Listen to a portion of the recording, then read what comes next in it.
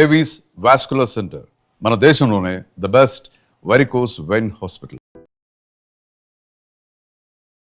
UAE అధ్యక్షుడు Sheikh Mohammed bin Zayed కేవలం గంటన్నర సేపు మాత్రమే భారతదేశంలో ఉన్నారు. అది కూడా ప్రధానమంత్రి నరేంద్ర మోదీతో రహస్యంగా మీట్ అయ్యారు. మోదీ కూడా తనకు అత్యంత సన్నిహితమైనటువంటి బ్రదర్గా ఆయన్ని అభివర్ణించారు. ఒకవైపేమో ముస్లిం నాటో దేశాలు ఏకమవుతున్నాయని వింటున్నప్పుడు కేవలం గంటన్నర మాత్రమే మీటింగ్ ఏంటి, అది అంతా ఈ హాట్గా జరుగుతున్నటువంటి ఒక వరల్డ్ వైడ్గా జియో పాలిటిక్స్ చేంజెస్ జరుగుతున్నప్పుడు ఇది 7 గంటలు ట్రావెల్ అనమాట. 3.5 గంటలు అక్కడి నుంచి ఇక్కడికి, దుబాయ్ నుంచి ఢిల్లీకి, ఢిల్లీ నుంచి దుబాయ్. యూజువలీ ప్రైమ్ మినిస్టర్ ఇంట్లో ఏ డిస్కషన్స్ జరగదు, కానీ ఎందుకో ఈసారి ప్రైమ్ మినిస్టర్ ఇంట్లోనే డిస్కషన్ పెట్టుకున్నారు. If you look at the entire thing, వాళ్ళకి $1.7 ట్రిలియన్ వాళ్ళ దగ్గర ఇన్వెస్ట్మెంట్ కెపాసిటీ ఉంది. ఇంత పెద్ద డెలిగేషన్ తీసుకొచ్చి 3.5 గంటల సేపు ఉండి సంతకం చేసి వెళ్ళిపోయారంటే ఏదో జరిగింది. మొన్నని యెమెన్లో జరిగిన ఇన్సిడెంట్ వేర్ యుఏఈ పంపించిన వెహికల్స్, డిఫెన్స్ వెహికల్స్ని సౌదీ అరేబియా బాంబ్ చేశారు. ఇవాళ దాకా బేసిక్లీ ఆ ఇన్సిడెంట్ జరిగేదాకా ఒక అరబ్ కంట్రీ, మిడిల్ ఈస్ట్లో ఒక దేశం ఇంకొక దేశం, ఎస్పెషల్లీ జీసీసీ కంట్రీస్లో ఒక దేశం మీద బాంబింగ్ చేయడం చాలా తక్కువ. అప్పుడు హూతీలు వాళ్ళ మీద మిసైల్స్ కొట్టినప్పుడు వాళ్ళు హూతీల మీద దాడి చేశారు. ఈసారి హూతీల మీద కాదు, ఈసారి ఇండైరెక్ట్గా యుఏఈ మీద కొట్టారు వాళ్ళు. ఒక ఇంటెంట్ ఇన్ని రకాలు మాట్లాడుకోవాలంటే గ్రూప్ ఆఫ్ పీపుల్ ఉంటారు, డిఫరెంట్ సెగ్మెంట్స్లో వాళ్ళు మాట్లాడుకోవాలి, మీటింగ్స్ అనేవి చాలా ఎక్కువ పెట్టుకుంటారు. మినిమం ఒక 2-3 డేస్ స్టే ఉంటే తప్ప కానటువంటివి ఇవన్నీ కూడా అంత హడావిడిగా, అంత తొందరగా, ఒక ఎమర్జెన్సీ అన్నట్టు. ఇప్పుడు అర్జెన్సీ ఉంది, ఇప్పుడు కాకపోతే మళ్ళీ జరగదు అన్న అంత తొందరలో ఎందుకని చేయాల్సి వచ్చింది? That's mystery. నాకు కూడా ఇప్పుడు కూడా దానికి ఒక రెడీమేడ్ ఆన్సర్ లేదు.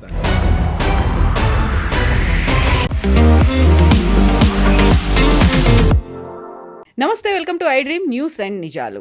యుఏఈ అధ్యక్షుడు షేక్ మహమ్మద్ బిన్ జాయద్ కేవలం గంటన్నర సేపు మాత్రమే భారతదేశంలో ఉన్నారు. అది కూడా ప్రధానమంత్రి నరేంద్ర మోదీతో రహస్యంగా మీట్ అయ్యారు. మోదీ కూడా తనకు అత్యంత సన్నిహితమైనటువంటి బ్రదర్గా ఆయన్ని అభివర్ణించారు. ఎందుకని 7 గంటల జర్నీలో గంటన్నర మాత్రమే మహమ్మద్ బిన్ జాయద్ భారతదేశంలో ఉన్నారు, అది కూడా చాలా సీక్రెట్గా మీటింగ్. ఏం జరిగింది, ఏం చర్చించుకున్నారు? మనతో పాటుగా ఉన్నారు సీనియర్ జర్నలిస్ట్ సురేష్ కొచ్చదిల్ గారు. సార్ నమస్తే. సో మనం ఒకవైపేమో ముస్లిం నాటో దేశాలు ఏకమవుతున్నాయని వింటున్నప్పుడు కేవలం గంటన్నర మాత్రమే మీటింగ్ ఏంటి, అది అంతా ఈ హాట్గా జరుగుతున్నటువంటి ఒక వరల్డ్ వైడ్గా జియో పాలిటిక్స్ చేంజెస్ జరుగుతున్నప్పుడు ఇది చాలా ఒక ఇంటర్నేషనల్ డిప్లొమసీలో అది కొత్తది ఒకటి. Usually presidential visit, state visit 6 నెలల ముందు, కొంచెం సంవత్సరం ముందే డిసైడ్ చేస్తారు. ఇప్పుడు ట్రంప్ వస్తున్నారన్నారు, ఒక సంవత్సరం తర్వాత ఉండొచ్చని వాళ్ళ అంబాసిడర్ చెప్తున్నారు. ఇది అట్లా కాదు. ఇది 7 గంటలు ట్రావెల్ అనమాట. 3.5 గంటలు అక్కడి నుంచి ఇక్కడికి, దుబాయ్ నుంచి ఢిల్లీకి, ఢిల్లీ నుంచి దుబాయ్కి. కానీ అక్కడ ఆన్ గ్రౌండ్ 3.5 గంటలే ఉన్నారు భారతదేశంలో. That included reception at the airport. వాళ్ళు డ్రైవ్ చేసి ప్రైమ్ మినిస్టర్ ఇంటికి వెళ్ళిన తర్వాత యూజువలీ ప్రైమ్ మినిస్టర్ ఇంట్లో ఏ డిస్కషన్స్ జరగదు. మీరు చూసుంటారు, హైదరాబాద్ హౌస్లో జరుగుతుంది. అంటే మన అఫీషియల్ అక్కడ స్టేట్ విజిట్ అంతా హైదరాబాద్ హౌస్లో ఉంటుంది. కానీ ఎందుకో ఈసారి ప్రైమ్ మినిస్టర్ ఇంట్లోనే డిస్కషన్ పెట్టుకున్నారు. దాంట్లో కూడా ఫస్ట్ 1 అవర్ వీళ్ళిద్దరే మాట్లాడుకున్నారు, అంటే ఇంకెవరు లేరు. అంటే ఆబ్వియస్లీ ట్రాన్స్లేటర్స్ ఉంటారు, but sheikh speaks very good English, so problem లేదు దాంట్లో. కానీ ఏం జరిగిందో మనకు తెలియదు. మనం అఫీషియల్ విజిట్ అనకుండా అఫీషియల్ మీట్ కోసం మాత్రమే వచ్చారు, అంతే అనుకోవచ్చా? ఎస్, అంతే. ఏదో జరిగింది, ఏం జరిగిందని మనకు తెలియదు. In fact I was trying to read through the ఏం చెప్తారు డిప్లొమాటిక్ లాంగ్వేజ్, ఏంటి డిప్లొమాటిక్ లాంగ్వేజ్లో ఏం చెప్తున్నారు అనేది చెప్పేది I was trying to understand. అర్థం కావట్లేదు. సరే, ఒప్పందం చేశారు. Defence cooperation, space cooperation, economic cooperation, Dholera special economic zone అన్నీ ఉన్నాయి. 16-17 లెటర్ ఆఫ్ ఇంటెంట్ సైన్ చేశారు. That to language is different, not memorandum of understanding, letter of intent which is 1 step above memorandum of understanding and 1 step below actual agreement signing. So actual ఒప్పందం చేయలేదు ఇంకా, కానీ ఈ 16 పాయింట్లు discuss చేసి agree చేసినప్పుడు దాంట్లో సంతకం పెట్టుకున్న డాక్యుమెంట్స్ ఉన్నప్పుడు అంటే this is already been discuss before. ఇది ముందే ఒక నెల ముందు నుంచే మొదలైంది, డిస్కషన్ కూడా జరిగింది. దాంతో వీళ్ళు అక్కడెక్కడ ఎక్స్చేంజ్ చేసుకుని ఉంటారు draft. Then they would agreed okay ఈ 16 18 పాయింట్ల మీద మేము సంతకం పెడతాం. ఒక్కొక్క సెక్రటరీ పెడతారు సంతకం వాళ్ళ వైపు నుంచి. ఇక్కడ తోడు క్రౌన్ ప్రిన్స్ కూడా వచ్చారు, is a foreign minister also. అది కాకుండా డిపి పోర్ట్ ట్రస్ట్ వాళ్ళ మెయిన్ పోర్ట్ ట్రస్ట్ వాళ్ళ ఇన్వెస్ట్మెంట్ ఆర్మ్స్. 4వది వాళ్ళ chief of investment Abu Dhabi investment trust. కానీ మిగతా దాంట్లో if you look at the entire thing వాళ్ళకి $1.7 trillion వాళ్ళ దగ్గర ఇన్వెస్ట్మెంట్ కెపాసిటీ ఉంది డబ్బులు పెట్టడానికి. ఇంత పెద్ద డెలిగేషన్ తీసుకొచ్చి 3.5 గంటల సేపు ఉండి సంతకం చేసి వెళ్ళిపోయారంటే ఏదో జరిగింది. They didn't want to stay for a longer time. అది ఏదైనా థ్రెట్ పర్సెప్షనో ఏదుందో తెలియదు మనకి ఎందుకు జరిగింది అనేది. కానీ కవిత గారు మీరు అడిగిన ప్రశ్న కరెక్టే. ఇంత అర్జెన్సీ ఏముండే రావడానికి, వచ్చిన తర్వాత కూడా ఎంత జల్ది ఎందుకు వెళ్ళిపోయారు అనే ఒక ప్రశ్న వస్తుంది అనమాట. కానీ జరిగిన దాంట్లో మనం ఫస్ట్ ఏం అర్థం చేసుకోవాలంటే మొన్నని యెమెన్లో జరిగిన ఇన్సిడెంట్ వేర్ యుఏఈ పంపించిన వెహికల్స్, డిఫెన్స్ వెహికల్స్ని సౌదీ అరేబియా బాంబ్ చేశారు. ఇవాళ దాకా బేసిక్లీ ఆ ఇన్సిడెంట్ జరిగేదాకా ఒక అరబ్ కంట్రీ, ఎస్పెషలీ మిడిల్ ఈస్ట్లో, ఈజిప్ట్ పక్కన పెట్టండి, సిరియా పక్కన పెట్టండి, ఈవెన్ జార్డన్ కూడా, వితిన్ మిడిల్ ఈస్ట్లో ఒక దేశం ఇంకొక దేశం, ఎస్పెషల్లీ జీసీసీ కంట్రీస్లో ఒక దేశం మీద బాంబింగ్ చేయడం చాలా తక్కువ. సౌదీ అరేబియా యెమెన్ మీద దీనికన్నా ముందు కూడా బాంబ్ చేశారు. అప్పుడు హూతీలు వాళ్ళ మీద మిసైల్స్ పెట్టినప్పుడు వాళ్ళు హూతీల మీద దాడి చేశారు. ఈసారి హూతీల మీద కాదు, ఈసారి ఇండైరెక్ట్గా యుఏఈ మీద కొట్టారు వాళ్ళు. And UAE immediately decide to withdraw from there. వాళ్ళు అనుకున్నారు, బహుశా అనుకుని ఉంటారు ఎందుకు లేనిపోయిన గొడవ, వాళ్ళు సాగు చేస్తారు, వాళ్ళు కొట్టుకుంటారు, హూతీలు మళ్ళీ వస్తారు, ఇరాన్ ప్రాక్సీ ఉంటుంది, ఇదన్నీ జరుగుతుందని అక్కడి నుంచి బయటకు వచ్చేసారు వాళ్ళు. అదే టైంలో ఇంకొక చిన్న ఒక ఇన్సిడెంట్ అని కాదు, చిన్న ఒక చేంజ్ ఒకటి జరిగింది ఆఫ్రికాలో. సొమాలీల్యాండ్, మనం బహుశా దీని గురించి మాట్లాడాం. సొమాలీల్యాండ్ అనే ఒక దేశం ఉంది అక్కడ, which is a part of Somalia earlier. ముందు సొమాలియాతో ఉండే, దానికన్నా ముందు వాళ్ళు ఇండిపెండెంట్గా ఉన్నారు, మళ్ళీ సొమాలియాతో మర్జ్ అయ్యారు, మళ్ళీ ఒక 25-30 సంవత్సరాల ముందు వాళ్ళు సపరేట్గా అయిపోయారు మళ్ళీ. సొమాలీల్యాండ్ ఆ రోజు నుంచి ఈ రోజు దాకా they are democratic country with a very strong democracy, చాలా మంచి జ్యుడిషియరీ, లెజిస్లేచర్, చాలా బాగా ఇన్ఫ్రాస్ట్రక్చర్ వైజ్ చాలా బాగా డెవలప్ చేసుకున్నారు. కానీ సొమాలీల్యాండ్ని ఎవరు అంగీకరించట్లేదు ఇవాళ దాకా. Till Israel came and said we are recognising you అని బెంజమిన్ నెటన్యాహు ఒక నెల ముందు అనౌన్స్ చేశారు that we are recognising Somaliland, first country to do so. కానీ అందరూ ఏం మర్చిపోయారంటే అక్కడ కూడా యుఏఈ సౌదీ అరేబియా గొడవ ఉంది. అక్కడ సొమాలియాని సపోర్ట్ చేస్తుంది సౌదీ అరేబియా ఫైనాన్షియల్గా, Islamic country. Even Somaliland is also Islamic country. కానీ ఆలోచించండి, ఇజ్రాయెల్ వాళ్ళని ఫస్ట్ అంగీకరించారు యాజ్ అ డిప్లొమాటిక్ మూవ్. అక్కడ సౌదీ అరేబియా ఉన్నప్పుడు టర్కీ కూడా వచ్చి గేమ్ ఆడడం మొదలుపెట్టారు అక్కడ. ఎందుకంటే జిబూతి పక్కనే ఉంది, ఆఫ్రికాలో ఎంటర్ కావడానికి ఒక access route, even countries like ఇథియోపియాకి అది చాలా పనికొస్తుంది సొమాలీల్యాండ్. ఇప్పుడు అరబ్ నేషన్స్లో యుఏఈ అండ్ సౌదీ అరేబియా, మిగతా అందరూ క్వైట్గా ఉన్నారు. వాళ్ళకి ఎక్కువ ఏం చెప్తారు, పొలిటికల్ అంబిషన్స్ లేవు, జియో పొలిటికల్ అంబిషన్స్ లేవు అని చెప్పొచ్చు, కరెక్ట్ వర్డ్. ఎందుకంటే ఖతార్ చూస్తే ఖతార్ టెర్రరిస్ట్ వాళ్ళని సపోర్ట్ చేస్తారు, terrorist ఆర్గనైజేషన్స్ని, Hamas, Muslim Brotherhood, Islamic జిహాద్, ఐసిస్, వీళ్ళందరి హెడ్ క్వార్టర్స్ ఖతార్లో ఉంది. అది యుఎస్కి తెలుసు. పక్కనే వాళ్ళ అన్నిటికంటే పెద్ద ఎయిర్ ఫోర్స్ బేస్ ఉంది. ఈ out side US is the biggest air force base. అది మొన్న కూడా ఒక దాడి జరిగింది, ఇరాన్ వాళ్ళ మీద దాడి చేశారు, ఎక్కువ డ్యామేజ్ ఏం జరగలేదు. ఇప్పుడు కూడా ఉన్న ఈ పరిస్థితుల్లో, ఇరాన్ పరిస్థితి, కొంతమంది అక్కడి నుంచి విత్డ్రా చేసుకున్నారు, వాళ్ళ ఫ్యామిలీ వాళ్ళని విత్డ్రా చేసుకున్నారు. సో యూఏఈకి ఇప్పుడు ప్రాబ్లం ఏంటంటే వాళ్ళకి ఒక స్టడీ నేబర్ ఎవరు లేరు సపోర్ట్ చేయడానికి. ఆలోచించండి, సౌదీ అరేబియా పట్టించుకోవట్లేదు, Bahrain is not interested, Oman is not interested, Qatar అసలు వాళ్ళ ప్రాబ్లం వాళ్ళు ఉన్నారు, ఎవరు వీళ్ళని పట్టించుకోవట్లేదు. బట్ మనం యూఏఈ అనగానే they are 7 emirates, separate emirates, Sharjah కానీ అబుదాబి కానీ ఇట్లా 7 ఎమిరేట్స్ ఉన్నారు. దాని క్యాపిటల్ అబుదాబి. వాళ్ళ ఇంటర్నల్ పాలిటిక్స్ సపరేట్ ఉంది. వాళ్ళు నామినేట్ చేసుకుంటారు, ఒక కౌన్సిల్ ఉంది, 7 కూర్చొని నామినేట్ చేస్తారు, ఒకరు ప్రెసిడెంట్గా, ఒకరు ఫారెన్ మినిస్టర్గా, ఒక డిఫెన్స్ మినిస్టర్గా నామినేట్ చేసుకుంటారు వాళ్ళు. సో ఫార్ సో గుడ్, వాళ్ళకి ప్రాబ్లం ఏం లేదు. Dubai is more of a trading out post, మనకు అందరు తెలిసిందే. నేను కూడా 3 నెలల ముందు వెళ్ళి చూశాను అక్కడ డెవలప్మెంట్. అప్పుడు వెళ్ళినప్పుడు బతుకమ్మ ఫెస్టివల్ నన్ను ఇన్వైట్ చేశారు అక్కడ దుబాయ్ నుంచి తెలుగు కమ్యూనిటీ వాళ్ళు. చాలా మటుకు వాళ్ళ development is based on real estate ఉండే ముందు. ఇప్పుడు వాళ్ళు టెక్నాలజీ మీద, ఎడ్యుకేషన్ మీద చాలా ఇన్వెస్ట్మెంట్ వాళ్ళు తెచ్చుకుంటున్నారు. పెద్ద పెద్ద యూనివర్సిటీస్ కానివ్వండి, ఈవెన్ ఐఐటి ఆఫ్ క్యాంపస్ అక్కడ ఉంది ఒకటి. అట్లాంటి పెద్ద వరల్డ్ కెలాగ్ కానివ్వండి, కొలంబియా, అట్లాంటి యూనివర్సిటీస్ని వాళ్ళు తీసుకొచ్చి, ఈవెన్ షార్జాలో కూడా. ఇట్లాంటి మార్పుల్లో జరుగుతున్నప్పుడు యూఏఈని ఇప్పుడు ఎవరు కాపాడుకుంటారు? రేపు ఒక ప్రాబ్లం వస్తే ఎవరు హెల్ప్ చేస్తారు? అదొక క్వశ్చన్ ఉంది. రేపు ఫర్ ఎగ్జాంపుల్ షార్జా మీద దాడి చేశారు ఎవరో, లేకుంటే అబుదాబి మీద దాడి చేశారు, రెబెల్స్ ఉండొచ్చు, ఎవరైనా ఉండొచ్చు. ఎవరు వెళ్ళి హెల్ప్ చేస్తారు? వాళ్ళు ఎవరు ఆయుధాలు ఇస్తారు వాళ్ళకి? ఇదొక పెద్ద ప్రాబ్లం. సౌదీ అరేబియా యూఎస్ నుంచి అన్ని ఆయుధాలు తెచ్చుకుంటారు వాళ్ళు.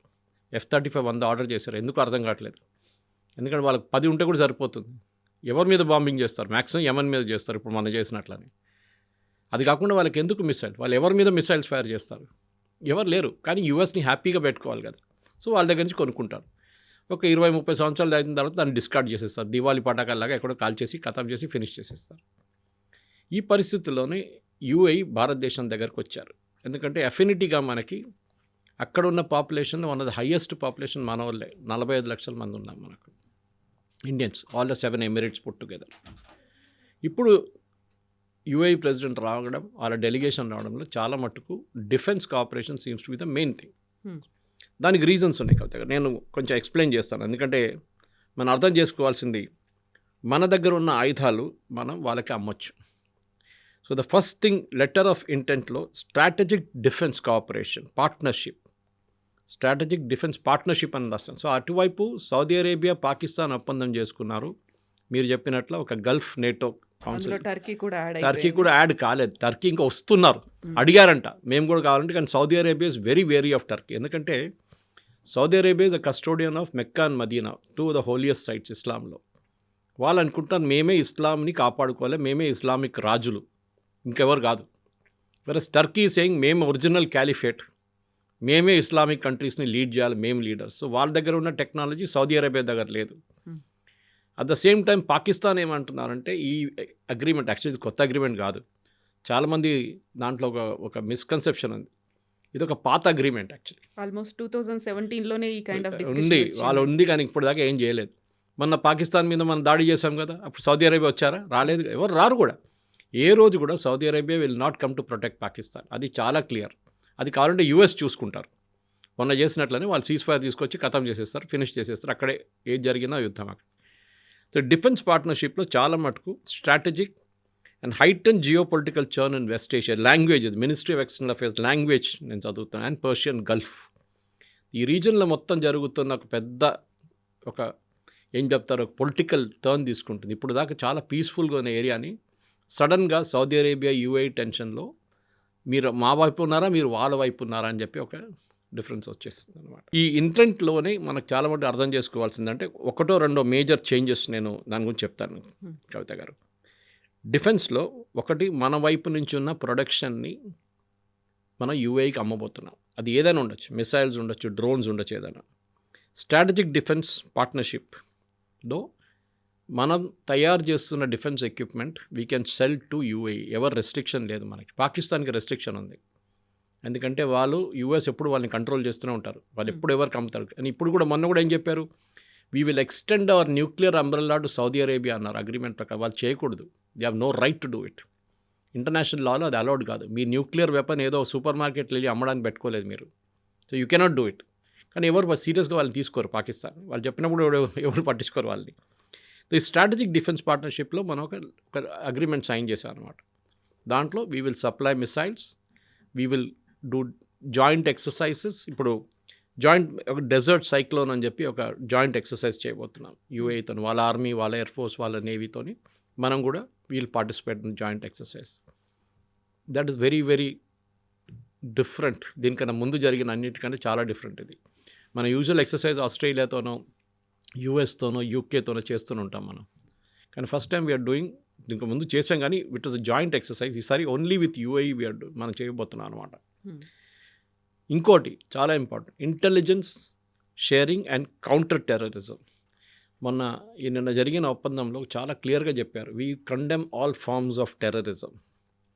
Yeah. అండ్ FATF లిస్ట్లో మేము ఏ దేశం టెర్రరిజంని స్పాన్సర్ చేస్తున్నారో వాళ్ళ వ్యతిరేకంగా FATF లిస్ట్లో వాళ్ళని తీసుకొస్తాం. అంటే FATF అంటే మీకు it is a list which is financial action task force. అంటే మీరు ఒక టెర్రరిస్ట్ గ్రూప్ని ఫండ్ చేస్తున్నారంటే మీరు ఆ లిస్ట్లో వచ్చేస్తారు. పాకిస్తాన్ మొన్నదాకా ఉండే గ్రే లిస్ట్ అంటారు దాన్ని, గ్రేలో ఉన్నారు. దాని తర్వాత బ్లాక్లో అయితే టోటలీ బ్లాక్ లిస్ట్. కానీ స్ట్రేంజ్లీ ఖతార్ ఆ లిస్ట్లో లేరు. ఎందుకంటే వాళ్ళు US మీద ఇన్ఫ్లుయెన్స్ యూజ్ చేసుకుంటారు. మేము వీళ్ళని కంట్రోల్ చేయడానికి మా దగ్గర పెట్టుకుందాం, లేకుంటే వీళ్ళు వెళ్ళి ఎక్కడ బాంబు వేస్తారు మాకు తెలియదు, మా దగ్గర కూర్చుంటే చేయరు కదా అని చెప్పేసి. ఇది ఖతార్ లాజిక్ అన్నమాట.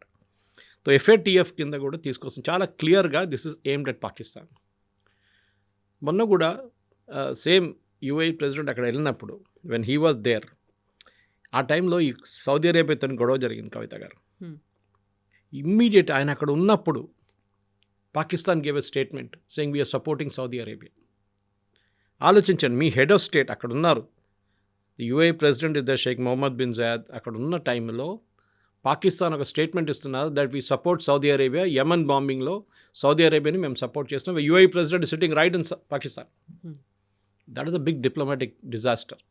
దాని తర్వాత బహుశా ఈ డిసిషన్ తీసుకున్నారు that he will come to India. Announce చేయలేదు, ఎందుకంటే ముందు అనౌన్స్ చేశారనుకోండి what would happened is US pressure పెడుతుండే ఆయన మీద, మీరు వెళ్ళకూడదు ఇండియాకి, మళ్ళీ అది ప్రాబ్లం అవుతుంది పాకిస్తాన్తో, అది అవుతుంది ఇది అవుతుంది, సౌదీ అరేబియాతో ఇష్యూ అవుతుంది, ప్లీజ్ డోంట్ గో అని చెప్పి ఆయన మీద ఫుల్ ప్రెషర్ పెడతారు. దానికోసం ఈ విజిట్ని టోటలీ సీక్రెట్గా పెట్టుకున్నారు. జస్ట్ 2 రోజుల ముందు అనౌన్స్ చేశారు, వచ్చారు, మీరు చెప్పినట్లు 3.5 గంటలు ఉన్నారు, దాని తర్వాత వెళ్ళిపోయారు. ఈ was not coming from a third country, ఏదో వస్తున్న రూట్లో దిగేసి కొంచెం బ్రేక్ తీసుకొని స్టాప్ ఓవర్ లాగా కాదు, ఓన్లీ దీనికోసం వచ్చి అక్కడికే మళ్ళీ రిటర్న్ వెళ్ళిపోయారు. ఇది చాలా ఇంపార్టెంట్. ఎందుకంటే యూజువలీ డిప్లొమాటిక్ విజిట్స్లో US ప్రెసిడెంట్ కానీ ఎవరైనా కానీ వాళ్ళు 3-4 కంట్రీలు విజిట్ చేస్తారు. కానీ ఇక్కడ sheikh was very clear that ఆయన ఒకటే కంట్రీకి వస్తున్నారు, is not going to Pakistan after that. దీనికన్నా ముందు వెన్ MBS ఇండియాకి వస్తున్నప్పుడు పాకిస్తాన్ ఆయన రిక్వెస్ట్ చేశారు, మీరు వెళ్తున్నో లేకుంటే రిటర్న్ వస్తున్నో మా దగ్గర దిగండి ఇస్లామాబాద్లో. ఈ సెడ్ నో. ఆయన వెళ్ళారు, తర్వాత ఒక 15 రోజుల తర్వాత పాకిస్తాన్కి వచ్చారు. సో UAEలో కూడా ఇప్పుడు చూడండి మీరు, పాకిస్తానీ సిటిజన్స్కి వీసాస్ ఇవ్వట్లేదు. బంగ్లాదేశ్, పాకిస్తాన్ చాలా నేషన్స్కి వీసా ఇవ్వట్లేదు. In fact today they made more changes వాళ్ళ వీసా రూల్స్లో. అక్కడున్న ఇమిగ్రేషన్ రూల్స్లో చాలా మటుకు మార్పులు తీసుకొచ్చారు టెక్నాలజీ వైస్. ఇవాళ మన కూడా నేను వెళ్ళినప్పుడు కూడా మనం యూజువలీ మన ఇమిగ్రేషన్ వాళ్ళు స్టాంప్ కొడతారు. Saudi Arabia is remove that, UAE is remove that. వాళ్ళు మన ఫేస్ స్కాన్ చేసుకుంటారు and once you're scanned on that, మీరు ఎప్పుడు వచ్చి ఎప్పుడు వెళ్తుకొని మిమ్మల్ని అక్కడ that camera will register you. Return వచ్చినప్పుడు కూడా స్టాంప్ కొట్టలేదు, this no stamp on that. మనం ఇంకా ఆ స్టేట్కి రాలేదమ్మా మనం. సో ఆ చేంజెస్ వాళ్ళు తీసుకొస్తున్నారు. They are seeing terrorism as a threat. దానికోసమే వాళ్ళు పాకిస్తాన్, బంగ్లాదేశ్ ఇట్లాంటి దేశాల నుంచి వచ్చిన వాళ్ళకి వీసా ఇప్పుడు ఇవ్వట్లేదు. ఉన్న వాళ్ళు ఉన్నారు కానీ కొత్త వాళ్ళకి ఇవ్వట్లేదు అక్కడ. సో ఈ డిఫెన్స్, ఈ LOI సైన్ చేసిన letter of intent is very very important. బహుశా మన దగ్గర ఉన్న మిసైల్ కేపబిలిటీస్ మనం వాళ్ళకి అమ్మొచ్చు, including BrahMos. We can sell it to UAE. ఇది కాకుండా నెక్స్ట్ ఒకటి స్ట్రాటజిక్ డిఫెన్స్ పార్ట్నర్షిప్లో industrial collaboration, defence industrial collaboration. మన దగ్గర ఉన్న DRDO, BDL, HAL, మన దగ్గర ఉన్న ఆర్డినెన్స్ ఫ్యాక్టరీస్, ఇక్కడ ప్రొడ్యూస్ చేస్తున్న ఎక్విప్మెంట్ని వాళ్ళు పెట్టుబడి పెడతారో చూడాల్సింది. పెట్టుబడి పెడితే then we can actually make more equipment. దాన్ని మనం అమ్మచ్చు, UAEకి వాళ్ళకి అమ్మచ్చు అనమాట. ఇది చాలా ఇంపార్టెంట్. ఎందుకంటే సౌదీ అరేబియా, పాకిస్తాన్ డీల్లో కూడా ఈ మాట అన్నారు వాళ్ళు, దాన్ని మేము జాయింట్గా ప్రొడ్యూస్ చేస్తామని చెప్పి పాకిస్తాన్ స్టేట్మెంట్ ఇచ్చేసి సౌదీ అరేబియా చేయలేదు. Pakistan made the statement. ఎందుకంటే టర్కీ, మీరు అటు చెప్పారు చూడండి, టర్కీ రోల్ వస్తుంది. టర్కీ డ్రోన్ టెక్నాలజీలో దే ఆర్ ఎక్స్పర్ట్స్, షిప్ బిల్డింగ్లో దే ఆర్ ఎక్స్పర్ట్స్. చాలా సంవత్సరాల నుంచి వాళ్ళు అది చేసుకొని వస్తున్నారు వాళ్ళు. పాకిస్తాన్కి ఇది 2 లేవు, పాకిస్తాన్కి అమ్ముతారు. ఇప్పుడు చూడండి, పాకిస్తాన్ ఏమంటారు, మేము J-17 అమ్ముతున్నాం, J-15 అమ్ముతున్నాం. మీరు తయారు చేయకపోతే మీరు ఎట్లా అమ్ముతున్నారు? వాళ్ళు ఏం చేస్తున్నారు, చైనా దగ్గర తీసుకొచ్చి they are selling it to third country, Philippines కానీ వాళ్ళకి ఇండోనేషియా లాంటి కంట్రీస్కి ప్రపోజ్ చేస్తున్నారు. ఎందుకంటే డైరెక్ట్ సేల్స్ అలౌడ్ కాదు చైనా నుంచి. సో ఇండైరెక్ట్గా తీసుకొస్తున్నారు అన్నమాట. ఇది ఉన్నప్పుడు నెక్స్ట్ వన్ ఇంకోటి, ఈ ధులేరా అని చెప్పి గుజరాత్లో they are setting up particular strategic alliance అన్నమాట, ఇన్ఫ్రాస్ట్రక్చర్ ప్రాజెక్ట్స్ కోసం. అక్కడ అన్ని మీరు emirates is the biggest, one of the biggest airlines in the world ఇప్పుడు. కానీ మెయింటెనెన్స్ ఫెసిలిటీ వాళ్ళ దగ్గర దుబాయ్లో ఉంది ఆల్రెడీ. దే కూడా హ్యూజ్ MRO ఫెసిలిటీ. కొత్తది ఏం ప్లాన్ చేస్తున్నారంటే now they want to set it up in India also. ఇక్కడ ఒక పైలట్ ట్రైనింగ్ ఫెసిలిటీ కానీ, ఇక్కడ ఒక MRO facility, that is maintenance, repair and overhaul of aircraft, అది భారతదేశంలో కూడా చేయొచ్చు అని చెప్పి ప్రపోజ్ చేస్తున్నారు. అదే కాకుండా ఎనర్జీ, ఇప్పుడు ఈ అగ్రిమెంట్, ఈ ఒప్పందం ప్రకారం 0.5 మిలియన్ మెట్రిక్ టన్స్ ఎల్ఎన్జీ మనం వాళ్ళ దగ్గర నుంచి ఇంపోర్ట్ చేయబోతుంది. They don't have much of oil, వాళ్ళ దగ్గర ఎల్ఎన్జీ ఉంది. అండ్ దట్ టు దుబాయ్లో ఆయిల్ లేదు, but other Emirates have gas. మనం ఇప్పుడు కూడా అన్నిటికంటే పెద్ద ఎక్స్పోర్ట్ వీఆర్ ఫ్రమ్ ఖతర్ నుంచి. Qatar is a biggest producer of it. So ఇప్పుడు మన దగ్గర ఇప్పుడున్న సేల్, మన వరల్డ్లో నంబర్ 3 పొజిషన్లో ఉన్నారు యూఏఈ మనతో ట్రేడ్లో. Number 1 is US, number 2 is China, number 3 is UAE. $100 billion trade ఉంది మనకి యూఏఈకి. దాన్ని Modi garu and sheikh have agreed that we will take it to 200 million in 6 years. 6 సంవత్సరాల్లో దాన్ని డబుల్ చేయబోతున్నామని చెప్పి. బికాజ్ దుబాయ్ ఎట్లా అంటే కన్జంప్షన్ కన్నా ఎక్కువ వాళ్ళు ట్రేడింగ్ పోస్ట్, వాళ్ళ దగ్గర వస్తుంది, ఇక్కడికి వెళ్ళిపోతుంది అది అని. Even gold is like that. South Africa ఎక్కడి నుంచో బంగారం వస్తుంది, అక్కడి నుంచి మన దేశానికి వస్తుంది యూఏఈ నుంచి. ఇట్లాంటి ఒక పెద్ద ట్రేడింగ్ పోస్ట్ని మనం కూడా వాడుకుంటే బాగుంటుంది రేపు. సో వాళ్ళ దగ్గర చాలా అట్లాంటి SEZs ఉన్నాయి, మిగతా ఉన్నాయి. సో వీ షుడ్ నౌ, ఎందుకంటే దీంట్లో అగ్రికల్చర్ కూడా ఒకటి పెట్టారు, సో వెరీ ఇంట్రెస్టింగ్లీ అన్నమాట. So anyway we'll still a technology wise. So దీంట్లో ఇన్నోవేషన్ అండ్ టెక్నాలజీస్, మన సూపర్ కంప్యూటర్ డెవలప్మెంట్ గురించి మాట్లాడుతున్నాం. డబ్బులు చాలా కావాలి దానికి. They are ready to put, ఎందుకంటే వాళ్ళకి మళ్ళీ మనం ఇది వాళ్ళకి అమ్మొచ్చు రిటర్న్గా, or we can even donate it free tomorrow, because వాళ్ళు పెట్టిన పెట్టుబడి దాంట్లో ఉందన్నమాట. అది కాకుండా ఈ cooperation and data centre infrastructure మన దగ్గర చాలా మంది చంద్రబాబు నాయుడు గారు చూస్తుంటారు మీరు, విశాఖపట్నం వైపు గూగుల్ లాంటిది డేటా సెంటర్ సెటప్ చేయాలి భారతదేశంలో అని చెప్పి దే ప్రపోజింగ్ ఇట్. సో వాళ్ళ వైపు కాకుండా అక్కడ కూడా ఉంటుంది, ఇక్కడ కూడా ఉంటుంది అనమాట. CDAC India and UAE based G42 will work towards setting up a supercomputer cluster in India. భారతదేశంలో ఒక సూపర్ కంప్యూటర్ క్లస్టర్ సెటప్ చేస్తున్నారని వాళ్ళకు ఒప్పందం చేసుకుని లెటర్ ఆఫ్ ఇంటెంట్. ఇదంతా తర్వాత ట్రాన్స్లేట్ అవుతుంది ఇంటూ యాక్చువల్ యాక్షన్. ఎందుకంటే ఒక్క పేజ్ సైన్ చేసిన లెటర్ ఆఫ్ ఇంటెంట్ని యాక్చువల్ అగ్రిమెంట్కి వచ్చినప్పుడు 300-500 పేజీల అగ్రిమెంట్ ఉంటుంది, సాలిడ్ లీగల్ అగ్రిమెంట్ ఉంటుంది అనమాట. అది కాకుండా ఫాస్ట్ ట్రాక్ MSME గురించి కూడా మాట్లాడారు వాళ్ళు. MSMEలో we have to increase the number of MSME units. దానికి కావాల్సిన భారత్ ఆఫ్రికా సేతు ఇంకొక project, expanding market access in West Asia and Eurasia. Africa కూడా ఉంది, గుర్తుపెట్టుకోండి. Somaliland comes there, very very important. Israeli protection, UAE. In fact ఈ గాజా కాన్ఫ్లిక్ట్ మొదలయ్యే ముందు the only country to recognise Israel was UAE. వాళ్ళు Abraham accord అని చెప్పి ఒక అకార్డ్ ఉంది, US ప్రపోజ్ చేసి ఇజ్రాయెల్ అప్రూవ్ చేసింది. దాంట్లో ఇజ్రాయెల్ని అంగీకరించాలి మీరు ఫస్ట్, అండ్ అరబ్ నేషన్స్ వాళ్ళు రెడీగా లేరన్నమాట ఆ టైంలో. సౌదీ అరేబియా ఆల్మోస్ట్ వచ్చినప్పుడే గాజా ప్రాబ్లం మొదలైంది. కావాలని చేశారు ఇరాన్ అది, లేకుంటే సౌదీ అరేబియా కూడా సంతకం పెడుతుండే దాని మీద. UAE వాళ్ళ దగ్గరే ఫస్ట్ ఇజ్రాయలీ ఎయిర్లైన్ ఎల్ఆల్ వచ్చి ల్యాండ్ చేసినప్పుడు, that was before the Gaza conflict అన్నమాట. సో UAE ఇజ్రాయెల్ ఇప్పుడు చాలా క్లోజ్ ఉన్నారు, and that is also a dangerous sign. Saudi Arabia, Iran అయితే ఇప్పుడు పక్కన పెట్టేశారు. ఖతార్కి చాలా డేంజరస్ ఇది. Qatar is in the crosshairs అనమాట. ఎందుకంటే ఇప్పుడు వాళ్ళు ఏం చేయట్లేదు, అందరు కామ్గా కూర్చున్నారు. మీరు చూడండి, లాస్ట్ గాజాలో గొడవ లేదు, ఏం లేదు. ప్రెసిడెంట్ ట్రంప్ ఏమో ఒక కంపెనీ సెటప్ చేయబోతున్నారు, మనం కూడా పిలిచారు, అక్కడ ప్రైవేట్ లిమిటెడ్ కంపెనీ కూడా పెట్టబోతున్నారు. బోర్డ్ ఆఫ్ పీస్ అని చెప్పి ఈజ్ ఇన్వైటెడ్. భారతదేశాన్ని కూడా, పాకిస్తాన్ కూడా ఇన్వైట్ చేశారు. దాంట్లో మనం $1 బిలియన్ పెట్టాలట పెట్టుబడి దాంట్లో, రీకన్స్ట్రక్షన్ ఆఫ్ గాజా దానికోసం. Anyway that's a separate subject.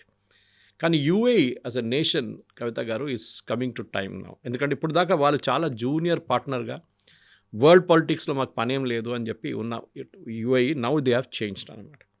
ఇది కాకుండా నేను చెప్పాను చూడండి, ఈ ధోలేరా రీజన్ తర్వాత పోర్ట్స్, దాంట్లో DP పోర్ట్స్ని తీసుకొచ్చారు, which is one of the biggest port companies in the world, which is Dubai port. వాళ్ళు ఆల్రెడీ సింగపూర్లో, క్లాంగ్ మలేషియాలో చాలా ప్లేస్, ఈవెన్ కొలంబోలో వాళ్ళ పోర్ట్స్ ఉన్నాయి. భారతదేశంలో ఒరిజినల్లీ మన కొచ్చిన్ దగ్గర ఉన్న పోర్ట్ ఒకటి ఉండే, అక్కడ కూడా వాళ్ళు పెట్టుబడి ఉండే, కానీ ఇప్పుడు అది ఉందో లేదో నాకు ఎగ్జాక్ట్లీ గుర్తులేదు. And they have invested in India also one time. దాని తర్వాత విഴിഞ്ഞం వచ్చింది ట్రివాండ్రం దగ్గర అన్నమాట.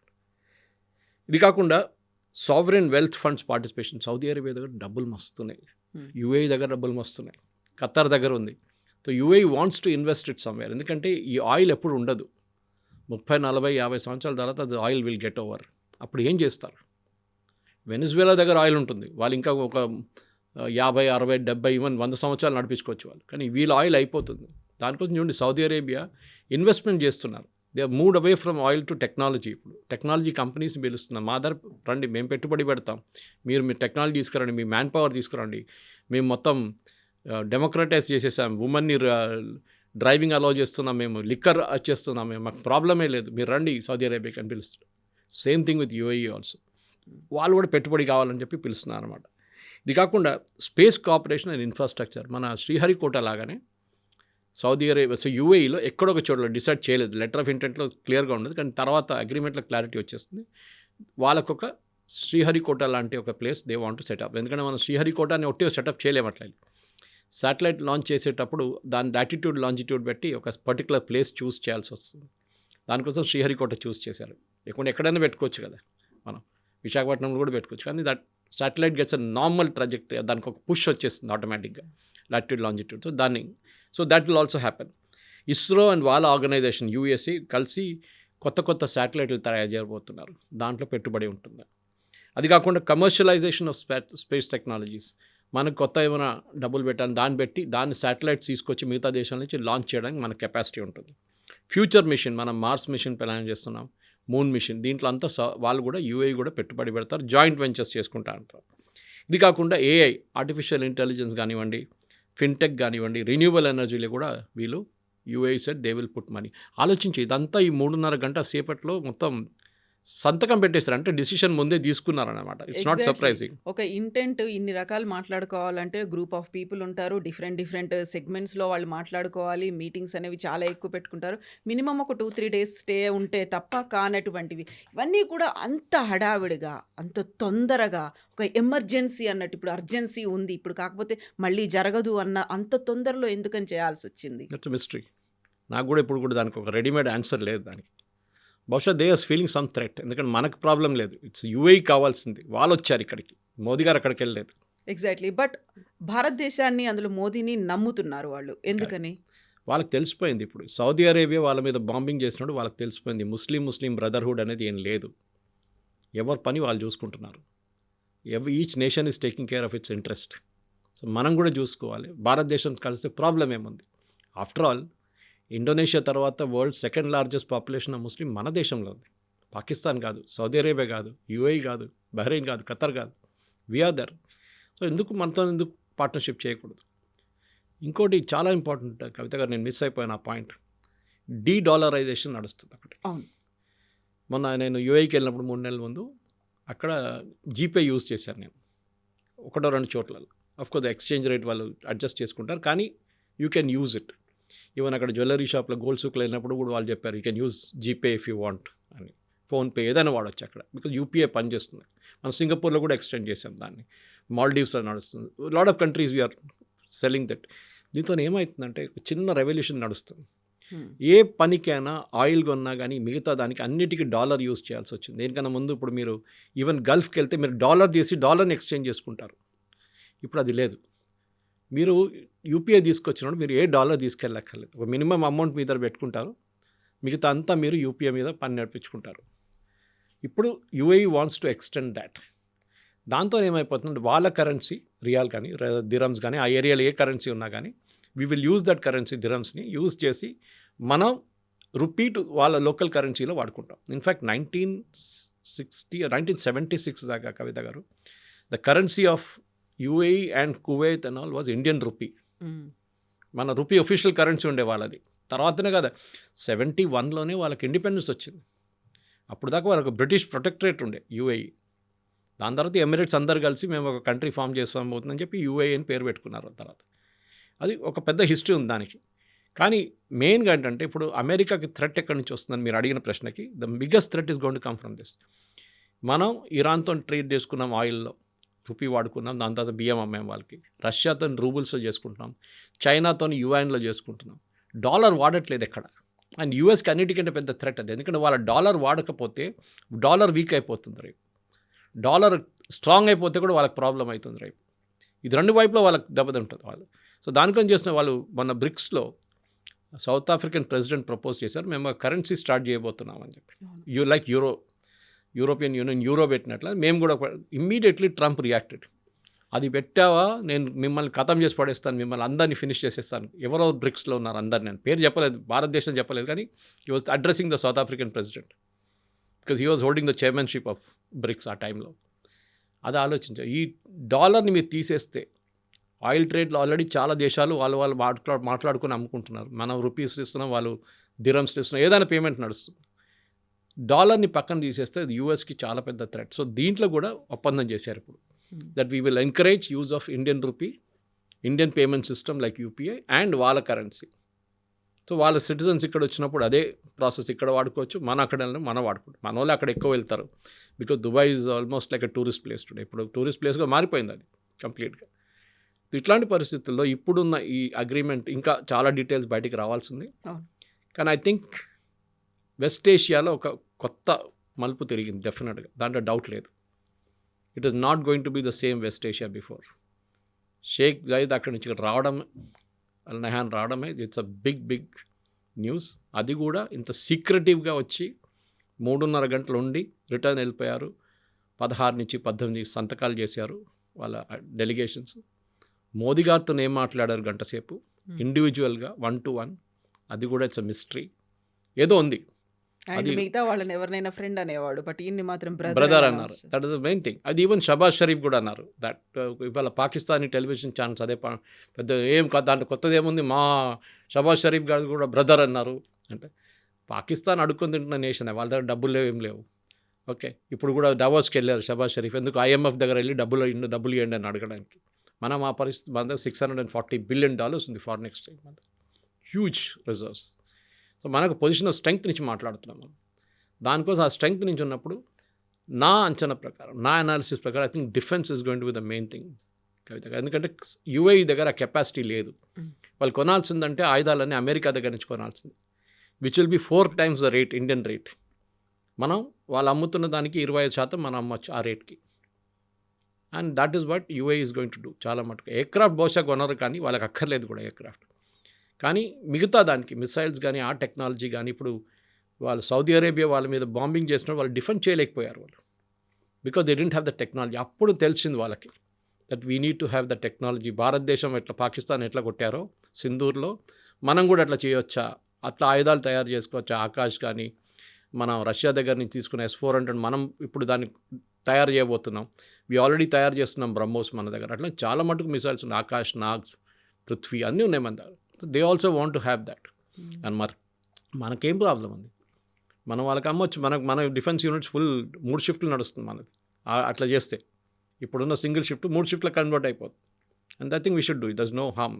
నేనైతే ఐ థింక్ ఒక కల్చరల్ ఎక్స్చేంజ్ అనేది ఇప్పుడు కాదు, 200, 300, 400 సంవత్సరాల ముందు నుంచి కూడా మనకు రిలేషన్షిప్ ఉంది గల్ఫ్తో. మనం చూసాం, ఒమాన్కి ఒక షిప్ వెళ్ళింది, స్టిచ్ షిప్ తీసుకెళ్లారు సంజీవ్ సాన్యాల్ వాళ్ళ టీం. అప్పటి నుంచి ఉంది మనకు వాళ్ళతో నా క్లోజ్నెస్ మనకు ఉంది. మన ముఘల్ కింగ్డమ్స్లో లాంగ్వేజ్ పర్షియన్ లాంగ్వేజ్ వాడేటోళ్ళు. అక్కడ ఇప్పుడు ఇరాన్ మీద దాడి చేస్తారా, సౌదీ అరేబియా ఏం చేస్తారు, యుఏఈ ఏం చేస్తారు, అటువైపు ఖతర్ ఏం చేస్తున్నారు, ఇది మొత్తం మిడిల్ ఈస్ట్ అంతా ఒక చర్న్లో వచ్చేస్తుంది. అది దాంట్లో ఒక పెద్ద గేమ్. మనం కూడా ఇప్పుడు దిగాం ఆ గేమ్లో.